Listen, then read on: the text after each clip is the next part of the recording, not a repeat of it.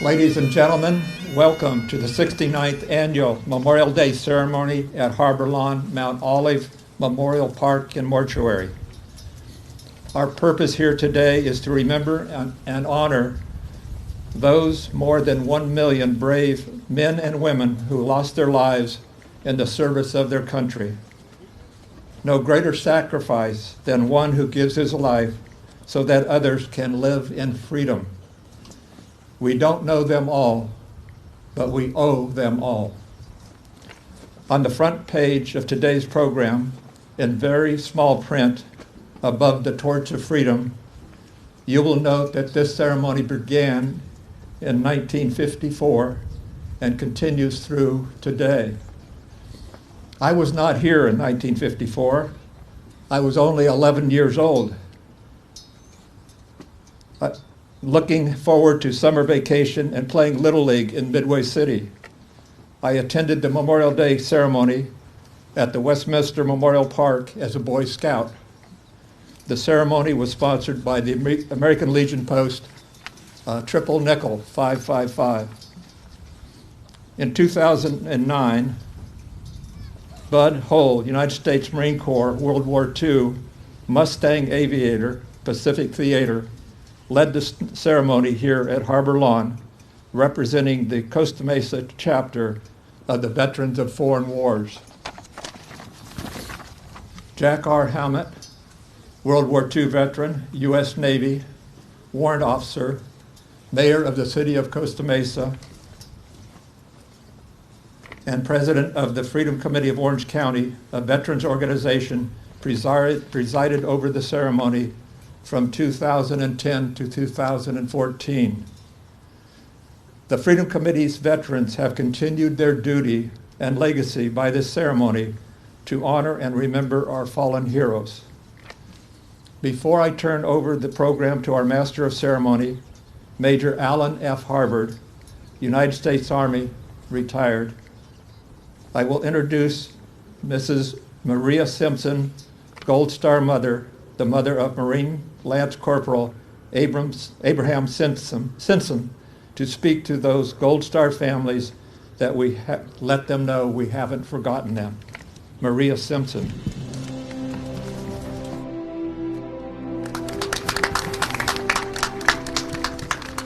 Thank you.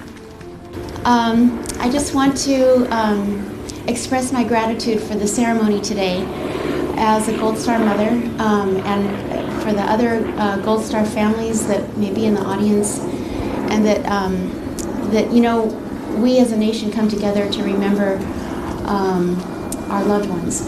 I know when they came and brought me the news about my son that he had been killed in Fallujah. It was November 10, 2004, and before that it was respecting the privacy of people in the military. But after he was killed, he became America's son. His name was in the paper, and our whole life story was out there, or whatever. But these are America's sons and daughters. And we come together today as Americans to remember and honor their sacrifice. I just want to read a short poem by Archibald MacLeish.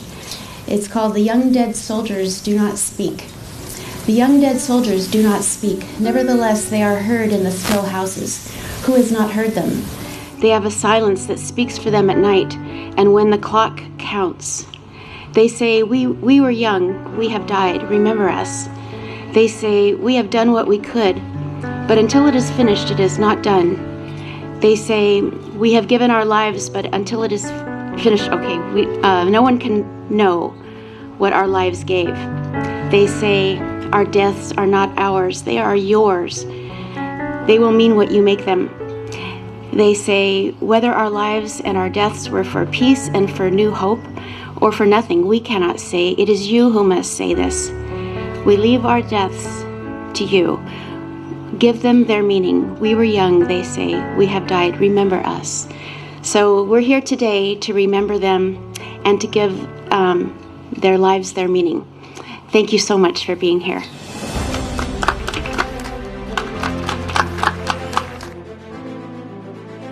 The Boy Scouts of America, Orange County Council Troops 106 and 711 will light the eternal flame.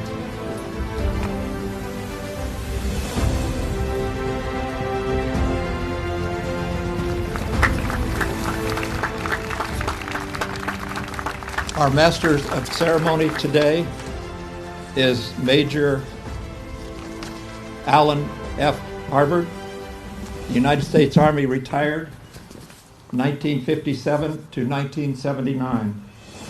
Decorations include the Bronze Star Medal, 3 awards, Meritorious Service Medal, Army Commendation Medal, 4 awards, Good Conduct Medal, 2 awards, 8 years enlisted service prior to selection to the Field Artillery Officers Candidate School, and commissioned in Air Defense as a Distinguished Officer Candidate School graduate in 1965.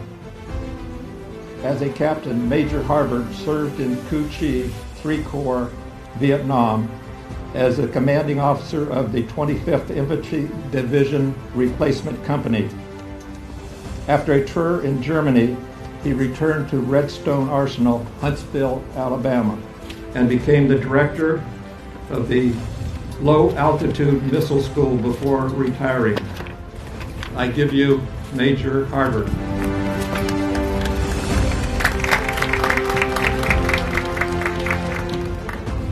I will be announcing the flags and then the wreath carriers and their amazing varieties of service accomplishments. The flag parade, the possession of the flags, which follows a traditional military event. Each of the services has its own flag, and for the first time the flag of Space Force will be carried, and the POW-MIA and Pearl Harbor are added for special recognition. And the first flag we have is the United States Army. Chief Warrant Officer 2, James Grimm, Combat and Instructor Pilot, Vietnam, 1967 to 1971. Next we have Sergeant Victor Rial, United States Marine Corps, Korean War period. Sergeant Rial deployed to Hawaii as an infantryman with the 4th Marines, the 3rd Marine Division. The United States Navy is presented by Senior Chief Petty Officer Gary Tegal. The U.S. Navy retired Operation Iraqi Freedom in Iraq. The Senior Chief worked with the Army on an air base near Balad, central Iraq. Carrying the Air Force flag is Colonel David Fay Jr., U.S. Air Force retired after 37 years on active duty.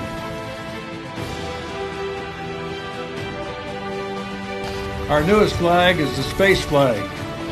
Captain Timothy Richards, U.S. Army retired, Vietnam. Awards and decorations is Army Parachute Badge, Bronze Star, Army Commendation Medal with Oak Leaf Cluster, Achievement Medal, Army Achievement Medal, and Good Conduct Medal. The Coast Guard flag is presented by Quartermaster 3rd Class John Scott Williams, Coxswain.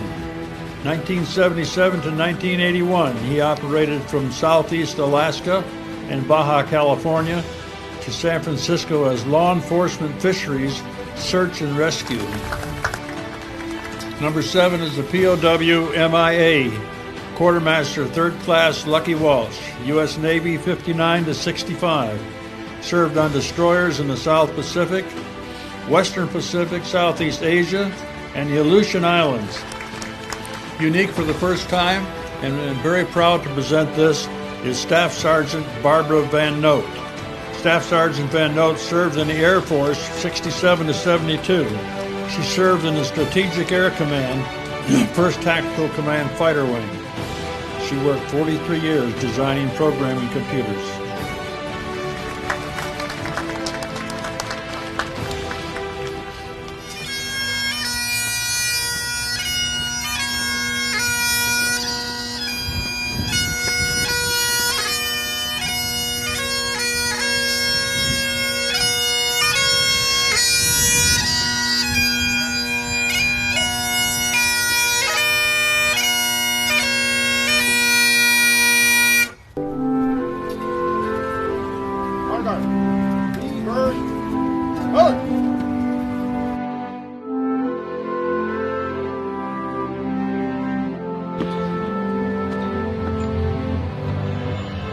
Guard. Present. March! Lowering of the flag to half-mast.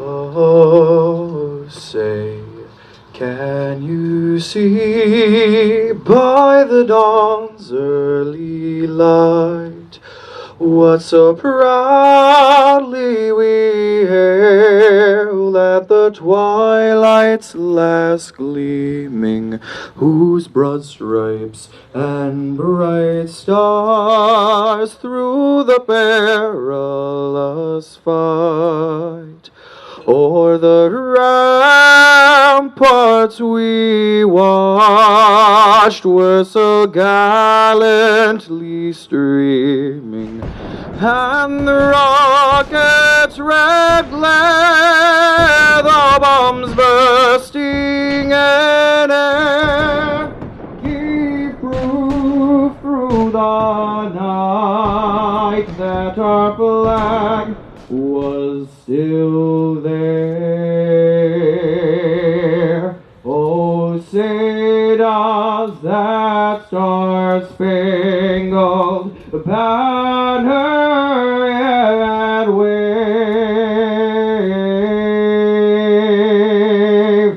for the land of the free and the home of the brave.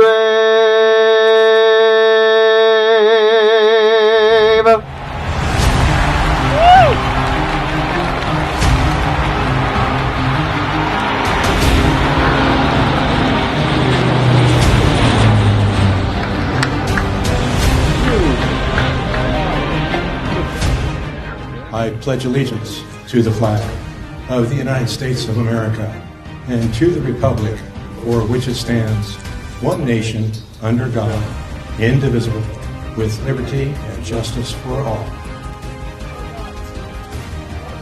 Forward. March! Left.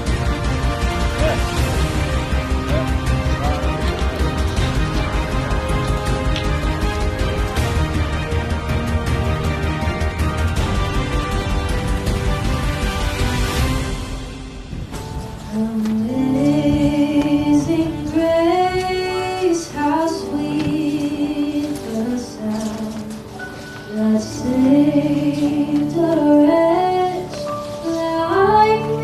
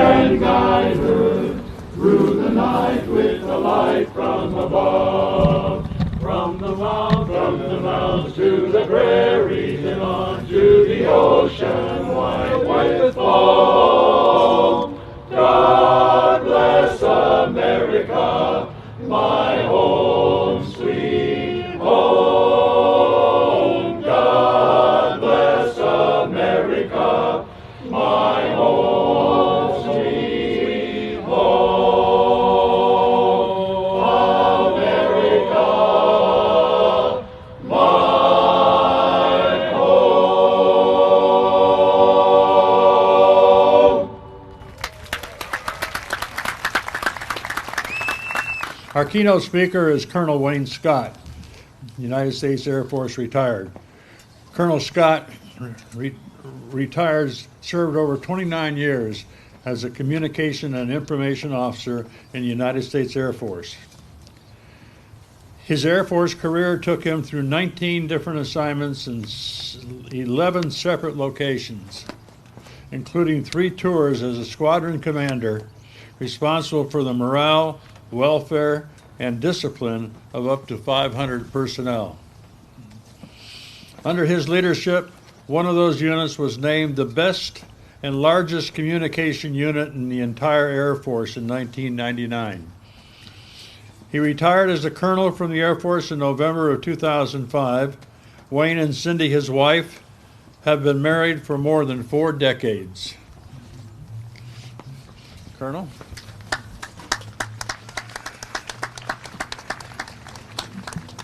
When we're asked to provide our biographies to the Freedom Committee of Orange County, we're asked to provide 2 photographs, a current one and one when we were, to quote Scott Williams, when we were young and pretty.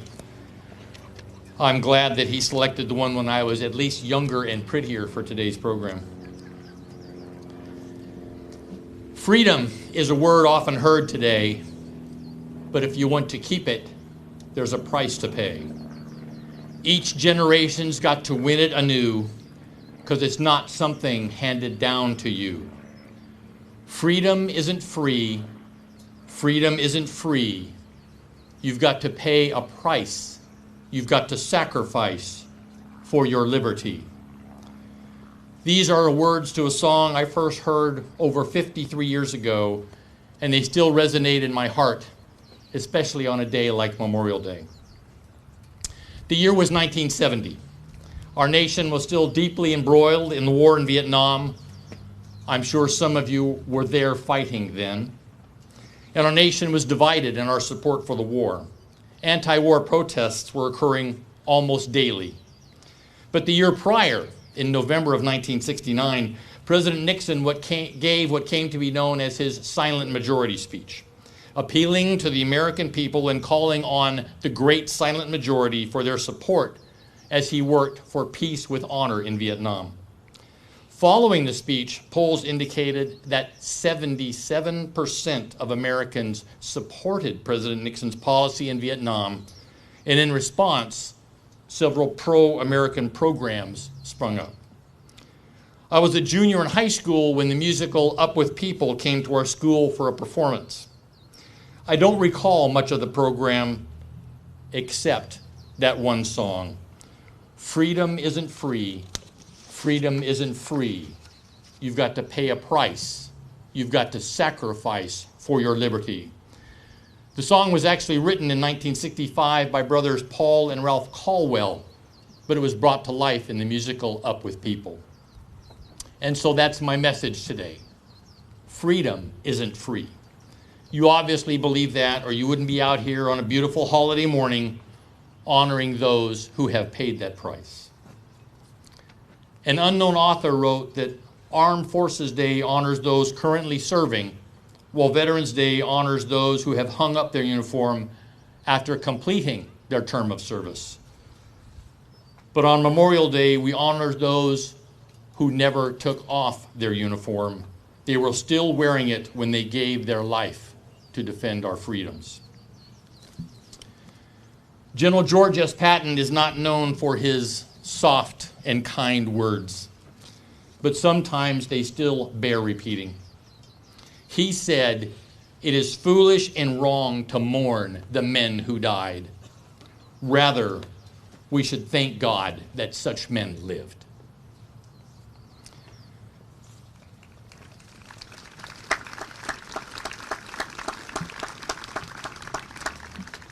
Back in 2018, former Senior Chief Petty Officer Rob O'Neill, the Navy SEAL who killed Osama bin Laden, wrote this in an op-ed: "Don't wish me a happy Memorial Day. There is nothing happy about the loss of the brave men and women of our armed forces who died in combat defending America. Memorial Day is not a celebration. Memorial Day is a time for reflection, pause, remembrance, and thanksgiving for patriots who gave up their own lives to protect the lives and freedoms of us all, including the freedom of generations long gone and generations yet unborn. We owe the fallen a debt so enormous it can never be repaid." This holiday is a time to think of lives cut short, of wives and husbands turned into widows and widowers, of children growing up without a father or mother, of parents burying their children. Memorial Day is a time to think of might-have-beens that never were, of brave Americans who put their country before themselves. Without these heroes, America would not be America. There is much more to his op-ed. I highly recommend it as a must-read this Memorial Day and every Memorial Day. Your presence today here shows you share his sentiment and want to honor those who have sacrificed their lives for the freedoms we enjoy. So thank you for being here. I could quote you statistics of how many have given their lives to defend our freedoms, but statistics are cold and hard.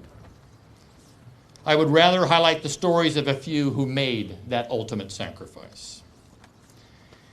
In 1920 and 1921, the U.S. repatriated the remains of nearly 44,000 Americans from World War I battlefields and cemeteries across Europe, including those interred in Arlington Cemetery in the Tomb of the Unknown Soldier. One of those returned in 1921 was Private Walter Gerald Dickman of Fullerton, who died on February 8, 1919, after hostilities had ended, and his remains were buried with full military honors in Loma Vista Cemetery in Fullerton. In 2021, I attempted to find one of his descendants to honor at our Yorba Linda Memorial Day 100 years after his return. But his story is one of those might-have-beens mentioned by Senior Chief O'Neill in his op-ed. You see, Walter Dickman was engaged to be married, but his fiancée, Minnie Ibsen of Placentia, passed away unexpectedly in late 1917, which is what prompted Walter to enlist in the Army in early 1918. Upon his departure for Europe, he requested to be buried next to her if he failed to return alive from the war. My wife and I visited their gravesite on Memorial Day 2021 and Memorial Day 2022, where they still lie peacefully at rest, side by side, now 104 years after his passing. Freedom isn't free. Then in 2022, as I was preparing my remarks for Memorial Day last year, I received an unexpected phone call from an 86-year-old woman in Anaheim who was seeking my help in getting information about her cousin who went missing during a battle in South Korea in July 1950. She knew his name, Donald Dale Drew, and she had a medal of his she had inherited from her mother when she passed away, but she really didn't know much more about him. His, too, was a might-have-been story. He was orphaned while still a child and was living with his grandparents when he enlisted in the United States Army at age 16. He was fighting with the 24th Infantry Division on July 20th, 1950, near Daejeon, South Korea, when he was listed as missing in action, and he was declared presumed dead at the end of 1953. His Korean Service Medal was sent to his grandparents, and when they died, it transferred to his aunt, who then passed it to her daughter, the woman who called me. I learned his name is inscribed on the Courts of the Missing at the Honolulu Memorial in the Punch Bowl and the National Korean War Veterans Memorial in Washington, D.C. And there is a grave marker in a small rural cemetery in southern Indiana with the words, "In memory of." Because you see, he's not buried there. His remains are still missing. My research also showed he was awarded the Purple Heart, and there is a possibility it was never presented. I am checking to see if we can present that to his cousin, the woman who called me last year. Because freedom isn't free. My 29 years in uniform were mostly during peacetime, but military service is still dangerous, and I lost 2 good friends in military aircraft crashes. Lieutenant Colonel Mark McGeehan died in a B-52 crash in 1994, protecting those under his command from flying with a rogue senior pilot who was responsible for that crash. This happened just 1 week before he was to relinquish command of a B-52 bomber squadron. He left behind his wife Jody and 3 sons. His eldest son also served in the Air Force and is now a member of the House of Delegates in West Virginia. My wife and I are still in touch with Jody to this day. And Major Hubert Bubby Fisher, another good friend, was killed in a C-21 plane crash in 1995, leaving behind his wife and also 3 young sons. He had visited me at Kirtland Air Force Base in New Mexico just a few months before losing his life. While those 2 losses were hard, the most difficult thing I did in my 29-year career was hand a folded American flag to a grieving mother after the death of her son. Airman First Class Malicio Marino was the son of migrant strawberry pickers in Central California. Although the family were legal immigrants, Malicio was not yet an American citizen when he enlisted in the Air Force, but joined in order to shorten his path to citizenship. He was the first in his family to graduate from high school, and his entire community was very, very proud of him. He had started taking college courses and was preparing for the citizenship process when he was killed in an auto accident on Memorial Day 2003, 20 years ago this week. He was given full military honors at his funeral, and that's where I presented the folded flag to his mother. She didn't speak English, so I had the presentation words translated into Spanish. En nombre del presidente de los Estados Unidos, la Fuerza Aérea de los Estados Unidos y una nación agradecida, acepte esta bandera como un símbolo de nuestro agradecimiento por el honorable y fiel servicio de su hijo, Airman First Class Malicio Marino. On behalf of the President of the United States Air Force, and a grateful nation, please accept this flag as a symbol of our appreciation for your son, Airman First Class Malicio Marino's honorable and faithful service. Freedom isn't free. In the song Daylight Again, written in the 1970s by Stephen Stills of Crosby, Stills, Nash and Young, the lyrics include the question, do we find the cost of freedom buried in the ground? Look around you. We all know the answer when we see the graves at Arlington Cemetery and the many military cemeteries scattered across our nation, including this one. They are a visible reminder of the incredible price our military has paid to secure our freedoms. My ancestors fought in the Revolutionary War, the Civil War, the Spanish-American War, World War I and World War II, as well as other periods of armed conflict. But my family, too, has been touched by the loss of war. My mother still mourns her first cousin, First Lieutenant Leonard R. Bob Land, who was the aircraft commander in a C-46 cargo aircraft that took off from Chittagong, India on April 13, 1945 to supply supplies over the hump into China. But the aircraft disappeared and has still never been found.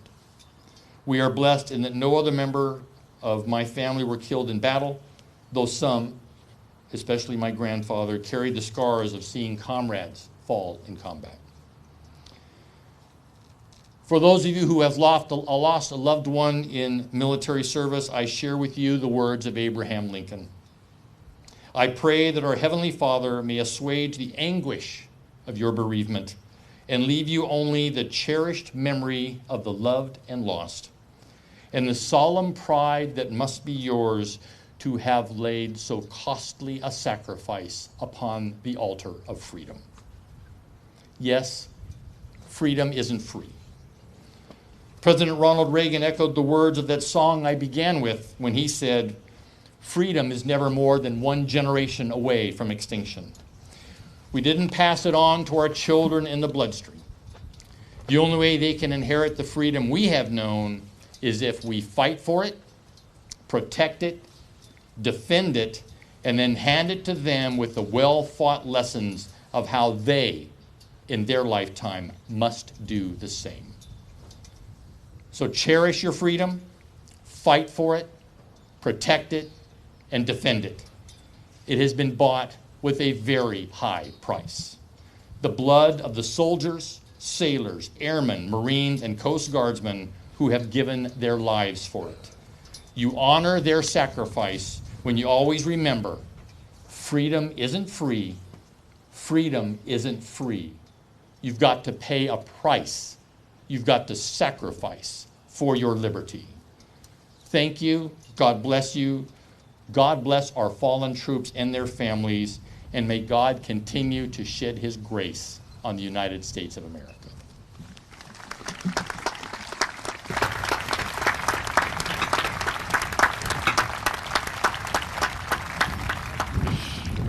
Colonel Stroud was also subliminally identifying a lot of the people that are out here, and we do that now with wreaths.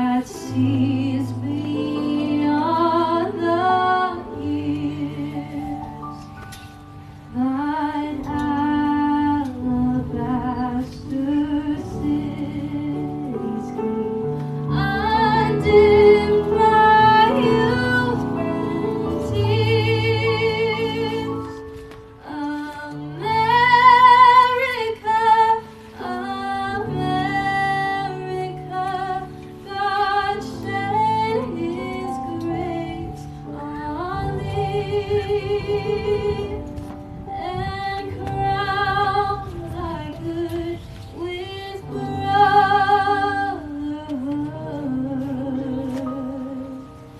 From seas to shining